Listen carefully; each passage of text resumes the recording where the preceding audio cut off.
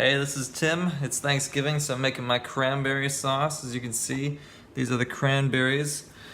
So the first thing you're gonna wanna do is put the cranberries into a colander and sort of go through them, find any bad ones that look kind of nasty. Mostly you go by feel. If they feel really squishy, you take those out, like these ones over here, especially this one. This is like a dried cranberry sort of deal. As you can see, the cranberries kind of look like oversized pomegranate seeds, and that's the first step to making cranberry sauce. And honestly, the real reason that I made this video was so that I could say that the cranberries look like oversized pomegranates, because I thought that was kind of funny. There's some regular sized pomegranates over there.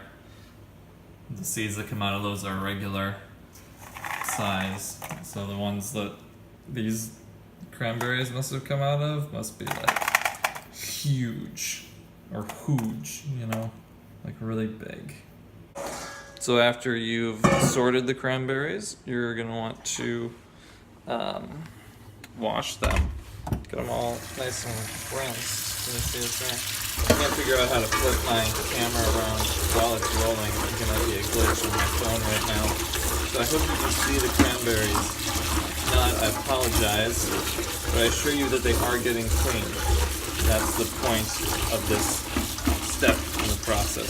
So I'm gonna rinse them out and then sort of shake the colander a little bit. This step is very important because it gets excess water off of the cranberries and into the sink, where it then goes down into the drain and into the septic system, so that our great city can continue to flourish. Then you get out a saucepan. I like to use this particular saucepan that I have, but you can use any saucepan. You don't have to use this one specifically. And then you pour the cranberries into it, and then you look at them and you say, wow, such nice cranberries. And then after you've put the cranberries back into the colander, you take some water and you pour that into the pot. I like to use this particular pitcher because it's good. And then you pour the water in there and you hope desperately that it's the right amount of water for the cranberries. If it's not,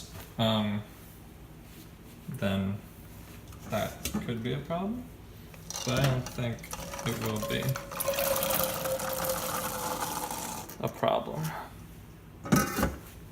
And then you look at it and hope desperately that you use the right amount of water and try to judge, because it's supposed to be like 2 cups liquid to 4 cups of cranberries, so like twice as much cranberries as liquid. So I think that's about what this is. So we'll let that do its thing, but we're gonna pour off actually a little bit of the water because we're gonna add maple syrup and we don't want it to be too thin. And then you turn on the stove to boil the water. Pull out the user manual for your particular stovetop and check in there how you're supposed to turn on your stove and do it according to those manufacturer instructions. And then you take a jar of maple syrup and you just pour a bunch of that into the cranberry sauce. A little more. And that'll be tasty. I don't want to use up too much of it because my friend is going to use it for something else later. I don't want him to like throw a temper tantrum or something like that. And then you take a big spoon like this one and you mix the maple syrup in. Mixing is an important part of cooking, and so you always want to make sure you're mixing the food that you're cooking, unless it's something that isn't supposed to be mixed. As you can see and hear, the cranberries are starting to pop.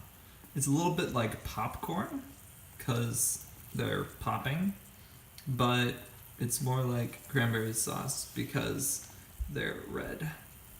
So then after it's been boiling for a while and you've been stirring it, and once your lazy slowpoke friend finally gets back with the spices he went out to get, that he forgot to get earlier, then you add the spices to the cranberry sauce. Most important is the nutmeg, because it's the most delicious.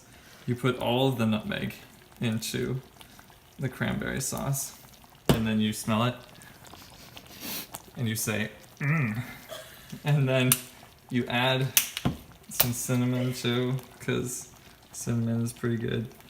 And then a little bit of cloves for some kick.